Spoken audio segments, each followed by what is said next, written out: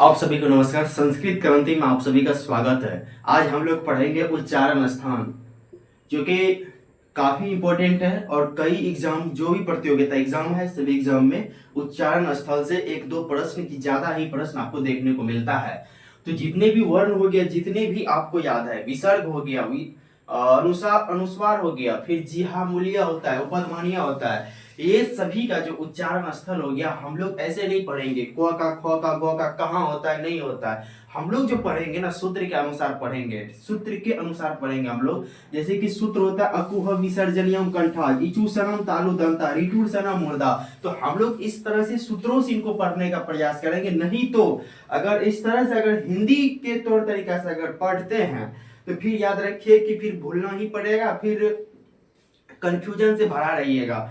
और इसका सबसे आसान विधि है बस अकुह विसर्जनियम कंठा। इस तरह से आपको जो है पाणिनि के अनुसार हो गया, लघु सिद्धम कौमुदी के अनुसार हो गया, उच्चारण स्थल जानने का प्रयास करेंगे। सबसे पहले ये जानेंगे कि उच्चारण स्थल होता है क्या, इनको सबसे पहले जानने का प्रयास करेंगे। आप लोग इन सब हेडिंग को देख लिया। हिंदी में टोटल वर्ण हो गया, फिर आपको संस्कृत में जो बताएंगे लघु सिद्धम कौमुदी के अनुसार अकुह विसर्जनियम कंठा, ठीक है, रिटुसनम मुर्दा। इस तरह से आपको 11 सूत्र मिलेगा इस तरह से, जो कि बहुत इजी है। चलिए इनको थोड़ा सा तोड़ के बताते हैं। यहाँ पे अ का अ हो गया, फिर अ का दीर्घ हो गया, फिर यहाँ पे जो कु है, कु का अर्थ होता है कि वर्ग, कु का अर्थ होता है वर्ग। उस वर्ग में टोटल वर्ण आ जाएगा, जैसे क ख ग घ अंग, फिर ह है ह आ जाएगा, विसर्जनिया मतलब विसर्ग आ जाएगा। ये सभी जितना वर्ण हो गया ये कंठ से बोला जाएगा, यही इनका सूत्र है, ठीक है। फिर इचु सनाम तालो, तो ये सबको आप लोग देख लिए हैं। आज का टॉपिक यही रहेगा, उच्चारण स्थल, ठीक है। आइए समझना स्टार्ट करते हैं। आइए समझते हैं। ये है सूत्र है, उच्चारण स्थल का प्रमुख सूत्र है। इन सूत्रों को कैसे समझेंगे, और बहुत आसान है, ठीक है, ये बहुत आसान है। सबसे पहले अभी ये चीज जानने का प्रयास करेंगे कि उच्चारण स्थल क्या होता है, ठीक है। उच्चारण स्थल सबसे पहले समझना है, तब इन सब जो सूत्र है इन सभी सूत्रों को समझेंगे। उच्चारण स्थल होता है कि मुख के जिस भाग से जिस वर्ण का उच्चारण किया जाता है, जिस वर्ण का उच्चारण किया जाता है वह भाग जो होता है उच्चारण स्थल कहलाता है। जैसे ये मान के चलिए मुख है, ये मुख में हो गया मूर्धा हो गया, तालु हो गया, फिर कंठ हो गया, दंत हो गया, ओष्ठ हो गया। ये सब क्या है, उच्चारण स्थल है। यानी मुख के, यानी यही तो मुख के बात कर रहे हैं ना, मुख के जिस भाग से, यानी दंत भाग से हो गया, फिर कंठ भाग से हो गया, फिर ओष्ठ भाग से हो गया, फिर मूर्धा से हो गया, कोई भी भाग हो गया यानी मुख का, तो उस भाग से जिस वर्ण का उच्चारण किया जाता है वह जो भाग कहलाता है, यानी वह जो बिंदु कहलाता है वह क्या कहलाता है, यानी स्थल कहलाता है। यानी उच्चारण कर रहे हैं तो उच्चारण स्थल कहलाएगा। क्लियर हुआ बात? क्लियर हो गया ना? तो आइए अब जो है हम लोग को उत मतलब होता है उत्पन्न करना, तो उच्चारण का जो होता है यानी वर्णों का जो उत होता है उत्पन्न करना, तो यही स्वरयंत्रों यानी मुख से होता है। तो आइए पहले सूत्र को हम लोग समझने का प्रयास करेंगे, और ये सूत्र बहुत इजी है। जितने भी आपको वर्ण हम दिखाए थे, तो जिहा मूल्य हो गया, जिह्वा मूल्य हो गया, फिर आपको उपदमानीय हो गए, जो कि फिर अनुस्वार हो गया, अनुस्वार हो गया, फिर विसर्ग हो गया। ये सभी उच्चारण स्थल जीवन में कभी भी कोई भी एग्जाम दे रहा है या भी किसी को पढ़ा रहे हैं, या कोई कॉन्वेंट हो गया, आप संस्कृत पढ़ाना चाहते हैं, यकीन मानिए आप यहाँ से पढ़ के आप संस्कृत को आराम से उसको पढ़ा सकते हैं, कोई दिक्कत नहीं है। पूरा बेसिक से बताया जा रहा है। तो आइए हम लोग समझने का प्रयास करेंगे पहले सूत्रों को जानने का। अकुह विसर्जनियम कंठा, ठीक है। जो भी वर्ण हम कंठ से बोलते हैं, वर्ग वर्ग कितने हैं संस्कृत में कुल, तो वर्ग 5 हो गया, ठीक है। वर्ग 5 हुआ, कंठ हो गया, तालु हो गया, मूर्धा हो गया, दंत हो गया, ओष्ठ हो गया, ठीक है। इन चीज को ध्यान रखिएगा। अब समझिए कि कंठ, कंठ से कितने सारा वर्णों को बोला जाता है, वर्ण जो कंठ होता है कितना वर्ण को। अब समझिएगा यहाँ पे अकुह विसर्जनियम इनका सूत्र होता है। यहाँ जो फिर अ है ना, अ को सीधा आप लिख दीजिए 1 नंबर में अ को, और अ का जो होता है दीर्घ हो जाता है, ठीक है, ये चीज ध्यान रखिएगा, दीर्घ हो जाता है। यहाँ जो कु है ना, कु का क्या होता है, कु क्या है कि वर्ग है, कु क्या है, एक वर्ग है, तो कु में जो कु वर्ग है उसमें टोटल वर्ण आ जाएगा। को में कितना टोटल वर्ण है, तो को खो गो घो अंगो आ जाएगा। ठीक है, को हो गया, खो हो गया, गो हो गया, को खो गो, फिर आपको घो हो गया, अंग हो गया। इतना तक क्लियर हुआ। फिर इसी सूत्र में आपको देखना है, कंठ वाला सूत्र में हो आ गया है ना, तो फिर हो को आप लिख दीजिएगा। हो, कोई दिक्कत, हो को लिख दिए। फिर यहां से देखिए कि यहां से विसर्ग है, विसर्ग है। ठीक है, यहां से क्या है, विसर्ग है, तो ये विसर्ग को आप ले लीजिए यहां से। ये क्या है, विसर्ग। बात क्लियर हो रहा है, ये विसर्ग है, ये हो है, अंग है। ओ आ को खो गो घो अंग हो और विसर्ग पूछेगा आपसे कि विसर्ग का उच्चारण स्थल कौन है, तो कंठ है।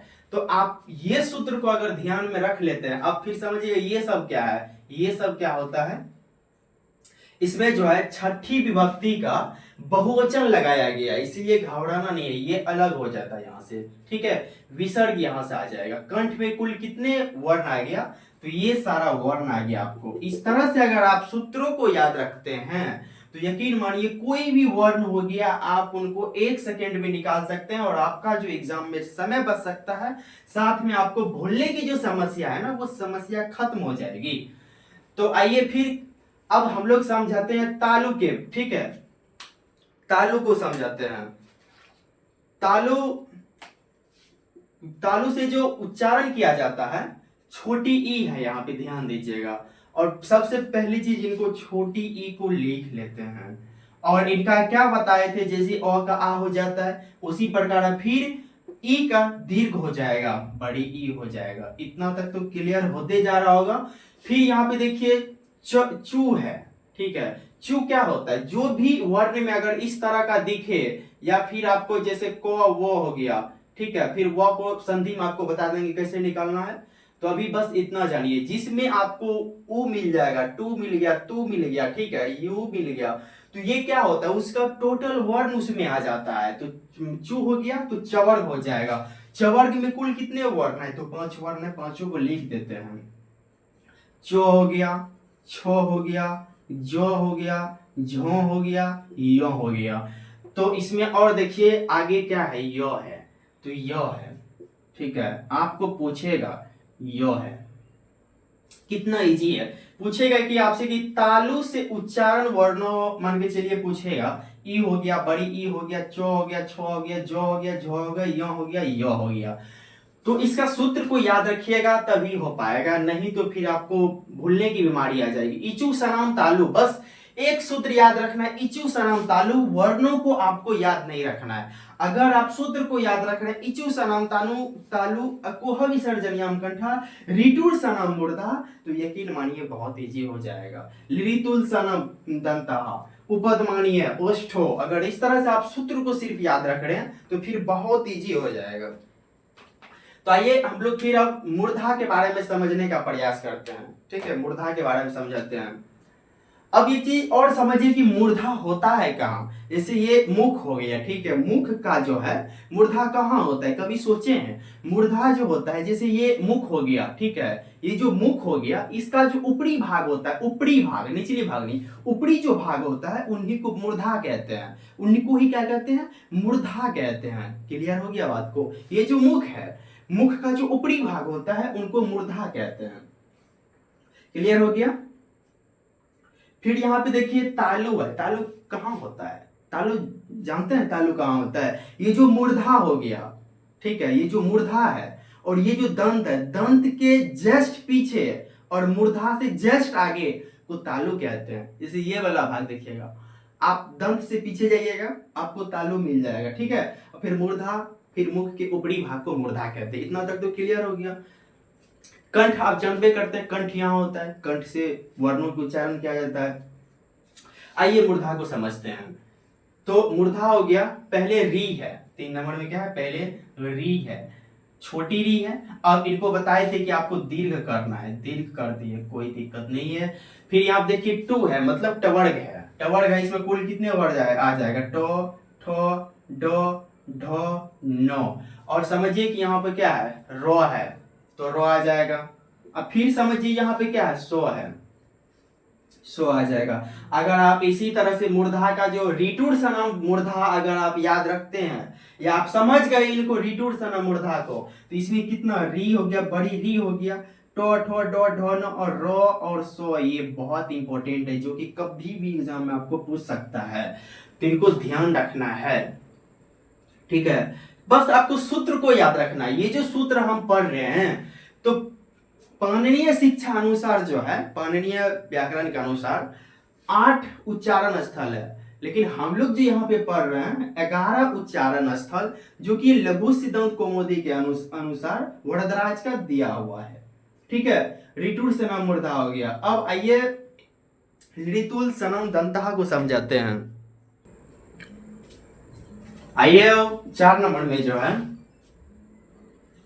4 नंबर में ऋतु तुल सनम दंतः को पढ़ते हैं। लिड़ी से आप लिड़ी ले लीजिए, पहली बात लिड़ी को लिड़ी लिए। और एक चीज समझिएगा, लिड़ी का जो होता है दीर्घ रूप नहीं होता है। लिड़ी जो होता है लिड़ी का दीर्घ रूप नहीं होता, बाकी जितने भी वर्ड आपको स्वर हो गया उनका दीर्घ होता है। ठीक है, जैसे अ का दीर्घ हो गया आ हो गया, छोटी का बड़ी ई हो गया, बड़ी ई हो गया, री का री होता है। लेकिन लिड़ी वर्ण जो होता है उनका दीर्घ नहीं होता है। आपको पूछेगा कौन वर्ण का दीर्घ रूप नहीं होता है, तो वो लिड़ी है। इनको ध्यान में आप लोग रखिएगा। लिड़ी हो गया, यहाँ पे तू है तो तू क्या हो गया, तवर्ग हो गया। सीधा आप लिख दीजिए तवर्ग, तो थो दो धो नो, तो इस तरह से ही तो करना है ना बस। फिर यहाँ पे लॉ देख लीजिए, लॉ को आप लिख दीजिए। फिर देख लीजिए स्व को देख लीजिए, ये वाला स्व है। ठीक है, ये वाला स्व है। तो बस आप लोग को तो एक ही चीज करना है ना, बस जैसे दंतहा हो गया, दंताहा मूर्धाहा, तो इसको क्या करना है, जैसे दंत, बस आपको लिड़ितुल सनम दंताहा, लिड़ितुल सनम दंताहा, रिटुर सनम मूर्धाहा, इचु सनम तालु अकुह विसर्जनियम कंठा। बस आपको यही तो समझना है ना, बाकी तो निकलना तो बहुत इजी है। जैसे आपको पूछेगा तालु से उच्चारित, तो इचु सनम तालु, बस आपको इतना समझ आ गया कि इचु सनम तालु इनका सूत्र होता है, तो बस सूत्र से निकालने में कोई भी वर्ण हो गया, सेकंड तो लगेगा ना, ज्यादा समय थोड़ी लगेगा, सेकंड लगेगा। तो आइए अब हम लोग 5 नंबर में समझाते हैं उपदमानीय। उपदमानीय, ठीक है, 5 नंबर उपदमानीय। यहां से समझिएगा, ऊ है, यहां से जो इधर से जो पू है आप समझिएगा, ऊ उपुद उपद मानीय। इसको थोड़ा सा शॉर्ट करके आप लोग को समझाने का प्रयास करते हैं। यहाँ पे आप कोई भी व्याकरण का बुक उठा के देख लीजिए, आपको इस तरह से मिलेगा। और आप लोग इसको जो उपुद मानीय पढ़ते होंगे, ठीक है, ये है उपु, बात सही है, लेकिन उपद मानीय है ये। इनको कैसे इनको क्लियर करते हैं, ठीक है, क्लियर जब तक नहीं होगा तो फिर कंफ्यूजन रहेगा, इनको क्लियर करते हैं। यहाँ पे जो पू है ना, ये दीर्घ है, जैसे उ प्लस उ मिलने से क्या होगा, बड़ी ऊ हो जाता है। ठीक है, इस तरह से हो गया। तो फिर इनका छोटी रूप ही है, तो इनका छोटी रूप निकालिए, उ पू हो गया, धन उपद, यानी उ उधर चल गया, फिर इसको मान लीजिए छोटी थी उधर हो गया, फिर उ पद मानिए, तो इसी तरह से था। इतना तो क्लियर हो गया ना। उपू यानी उ से क्या हो गया, यानी उ हो गया, आप सीधा वर्ण को ले लीजिए, उ हो गया, ठीक है। फिर ले लीजिए पू हो गया, पवर्ग हो गया, पू क्या होता है, पवर्ग हो गया, तो पू का टोटल ले लीजिए, पो हो गया, फो हो गया, बो हो गया, भो हो गया, पो फो बो भो, मो हो गया, मो है, ठीक है, मो हो गया। फिर उपदमानीय, उपदमानीय का चिन्ह क्या होता है, इनको ध्यान रखिए। उपदमानीय का जो चिन्ह होता है इस तरह से होता है, उपदमानीय का प इस तरह से, फ उपदमानीय, जो कि बहुत इंपॉर्टेंट है, आप लोग को पूछेगा उपदमानीय क्या है, तो ये व्यंजन है। पहली चीज क्लियर हो गया। अगर पूछेगा उपदमानीय का, इसका उपदमानीय का प और फ का उच्चारण स्थल क्या है, तो एक ही चीज मारिएगा, ओष्ठो। गलत कभी भी नहीं करना है। हाँ, ये व्यंजन है, व्यंजन है, उपदमानीय है, लेकिन उच्चारण स्थल क्या है, तो ये जो उच्चारण स्थल हो गया ना, ओष्ठ हो गया। बात क्लियर हो गया, ठीक है। कमेंट में कीजिएगा आप लोग को समझ आ रहा है तो। साथ में सब्सक्राइब भी कर लीजिएगा। चैनल का नाम संस्कृत क्रांति है। अब हम लोग समझाते हैं कंठ और तालु से कौन कौन वर्ण को बोला जाता है।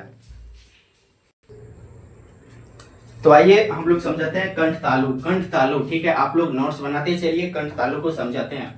कंठ और तालु से जो बोला जाता है ए दे तो, ठीक है, ए दे तो कितना नंबर, 6 नंबर का है ए ओए, ठीक है, ये दोनों वर्ण इनसे बोला जाता है कंठ और तालु से, ठीक है।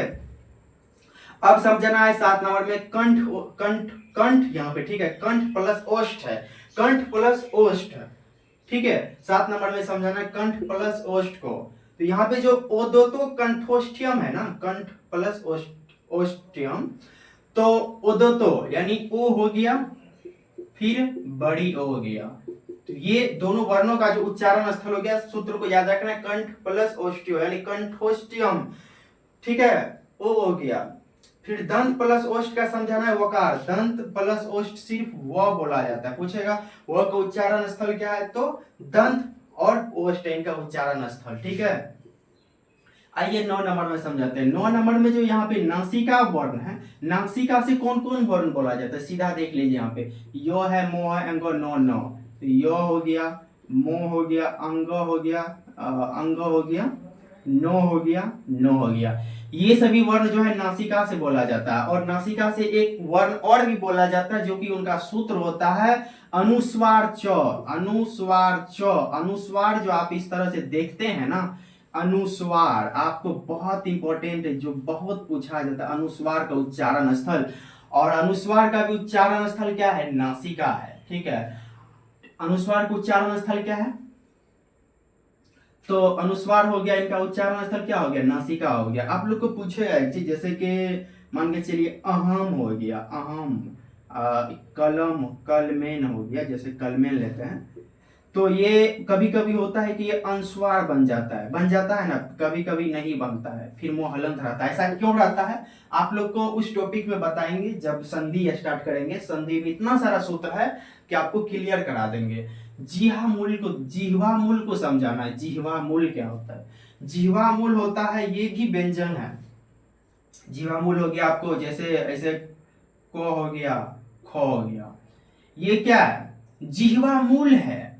व्याकरण, ये जिह्वा जो मूल है ये व्यंजन है, ठीक है, व्यंजन है यानी आधा वर्ण है। और इनका जो उच्चारण स्थल होता है जिह्वा मूल होता है। जिह्वा यानी जिह्वा हो गया और उनका मूल। समझ रहे बात को।